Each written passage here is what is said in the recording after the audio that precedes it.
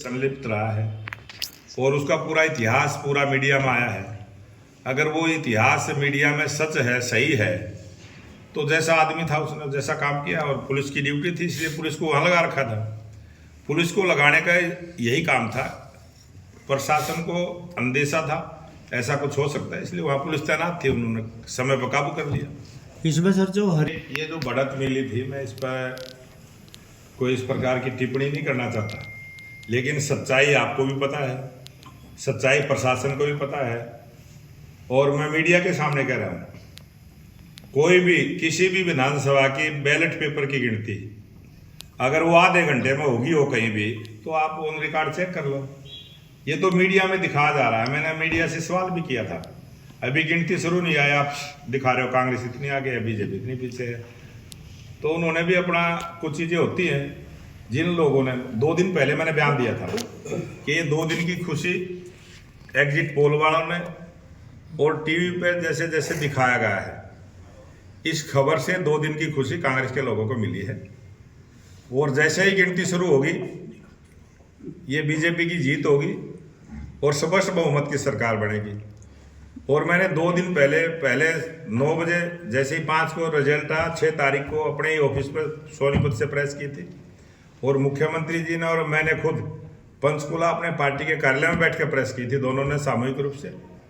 और उसमें हमने ये बात कही थी कि हरियाणा की जनता ने दिया है जवाब, और कांग्रेस के लोग बताएंगे ईवीएम को खराब। ये बात उस समय किसान वो कह रहे हैं चलने की, उससे ज़्यादा किसान तो पानीपत में ऑलरेडी रह रहे हैं पहले से ही।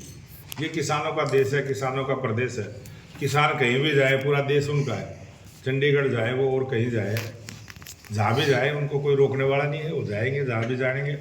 अब प्रोग्राम प्रधानमंत्री जी का, उसमें किसानों से जोड़ने का तो कोई ताल्लुक ही नहीं, कभी खलल डालता ही नहीं। मोदी जी ने जिस प्रकार से किसानों का मान सम्मान किया है, सम्मान निधि देने का काम किया है, 24 फसलें एमएसपी पर खरीदने का काम किया है। हरियाणा पहला प्रांत है पूरे देश का जिसने 24 फसलें एमएसपी पर खरीदने की गारंटी दी है। अगर सभी सरकारें इसी प्रकार से गारंटी दें, तो जो किसान जिस प्रांत से चले हैं उस प्रांत की सरकार की जिम्मेवारी है कि वो अपने किसानों को वो सुविधा दे जो हरियाणा सरकार ने दी। इसमें सर जब भी किसान कोई आंदोलन तो किसान ही करते हैं, ये कौन कहता है किसान नहीं? वो किसान पंजाब के किसान हैं। पंजाब में जो पंजाब की सरकार है वो किसानों से बातचीत नहीं कर रही है, उनका समाधान नहीं निकाल रही है, इतने दिन से बैठे हैं। सर उपराष्ट्रपति जी ने 2 दिन जो चिंता उन्होंने की है वो जायज है, जो सही बात है। उनका ये कहना है कि अपनी ही केंद्र सरकार पे उन्होंने ये सवाल उठाया कि 3 साल से जो वादे किए गए थे किसानों के साथ, जो पहला आंदोलन पोस्टपोन किया था, उसके बाद जो कमेटी बनी सुप्रीम कोर्ट के कहने पे, उससे लेके आज तक 3 साल में कोई प्रोग्रेस नहीं हुई। उस पर बड़ा सवाल उठाया। बहुत प्रोग्रेस हुई है। जो 13 महीने से हरियाणा में किसान बैठे थे, हरियाणा सरकार ने प्रोग्रेस की है। प्रोग्रेस क्यों नहीं की है? हर मुद्दे पर बात करी है, और जो बात हमने कही थी उससे आगे बढ़ के काम किया है। आपका मतलब है उपराष्ट्रपति जी ने सवाल उठाए वो संवैधानिक पोस्ट पे रहते हुए वो सही नहीं है? मैं कहता हूँ जो उपराष्ट्रपति जी ने बात की है वो सही है, मैं ये कह रहा हूँ आपको, वो सही है जो कहा उन्होंने। जहाँ उन्होंने चिंता व्यक्त की है, जिसके लिए की है, उसने सोचना चाहिए। उसने ये जिसने इस बात को पूरा नहीं किया उसके लिए कही है ये बात। अगर किसान पार्टी कार्यालय में हुई है, और जो उद्देश्य था कि देश के लोकप्रिय प्रधानमंत्री नरेंद्र मोदी जी 9 दिसंबर को दोपहर 12 बजे पानीपत सेक्टर 13 के हुड्डा ग्राउंड में एक ऐसी महिला सशक्तिकरण को लेके एक अनूठी ऐसी योजना, जो पहली बार महिलाओं को मजबूत करने के लिए, महिलाओं को रोजगार देने के लिए, महिलाओं के लिए नए रोजगार के अवसर इस योजना के माध्यम से पूरे देश की महिलाओं को मिलेंगे। और उस काम के लिए हरियाणा की भूमि को चुना है। मैं देश के लोकप्रिय प्रधानमंत्री नरेंद्र मोदी जी का बहुत बहुत धन्यवाद भी करता हूं कि उन्होंने जिस पानीपत की भूमि से 2015 में बेटी बचाओ बेटी पढ़ाओ का अभियान की शुरुआत की थी, और जिससे बेटियों को बचाने में जो समाज में जागरूकता आई और सब ने उसमें काम किया, जिस वजह से आज हरियाणा प्रदेश जो बहुत पीछे था वो आज अग्रणी भूमिका में आया है। और उसी स्थान से उसी पानीपत की ऐतिहासिक भूमि से 9 दिसंबर को फिर से महिलाओं को बीमा सखी योजना जो LIC की माध्यम से चलेगी उसकी शुरुआत करेंगे और लाखों बहनों को उसमें रोजगार के नए अवसर मिलेंगे। और महिलाओं को मजबूत करने का जो अभियान है वो तेज गति के साथ आगे बढ़ेगा।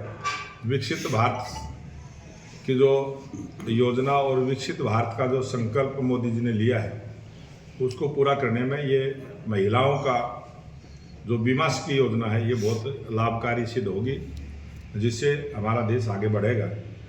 और उसके साथ साथ आज हमारा संगठन का पर्व भी चला है पूरे देश में।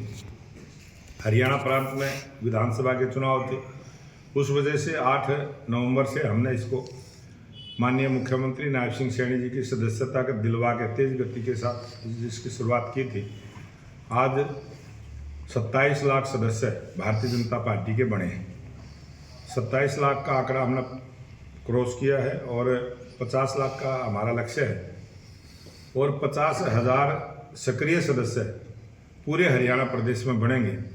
उसके अभियान की भी शुरुआत आज से की है। आज से हम अब 10 तारीख तक सक्रिय सदस्य बनाने का काम करेंगे। प्रत्येक बूथ पर 3 सक्रिय सदस्य भारतीय जनता पार्टी के हों और सक्रिय सदस्य वो कार्यकर्ता बनेगा जो कम से कम 50 सदस्य भारतीय जनता पार्टी से जोड़ने का काम करेगा। इस प्रकार से एक मजबूत भाजपा का संगठन हरियाणा प्रदेश में खड़ा हो। जिस प्रकार से तीसरी बार हरियाणा में भाजपा की सरकार बनी है, लगातार भारतीय जनता पार्टी की सरकार हरियाणा में बने और ये देश और प्रदेश विकसित भारत के रास्ते पर आगे बढ़े, इस काम में हम लगे हैं। और भारतीय जनता पार्टी का मजबूत संगठन है और यमुनानगर जिले ने 50,000 क्रॉस करने वाली 3 विधानसभा हैं, यहाँ 4 विधानसभाओं का ये जिला है। बहुत अच्छी मेंबरशिप की है, इसके लिए मैं पूरे इस जिले को बहुत बहुत बधाई देता हूँ। सर ये किसने कह दिया कि रोकेंगे इसको? आपके मंत्री कह रहे हैं, कौन कह रहा है?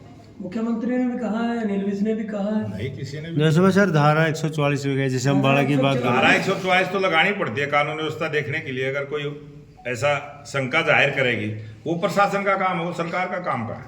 मतलब मायने नहीं पुलिस है। प्रशासन को अगर किसी बात से ऐसा प्रतीत होता है कि यहाँ किसी को परेशानी हो सकती है, उस परेशानी से बचने के लिए पुलिस का और प्रशासन का जिम्मेवारी बनती है, वो काम करेंगे।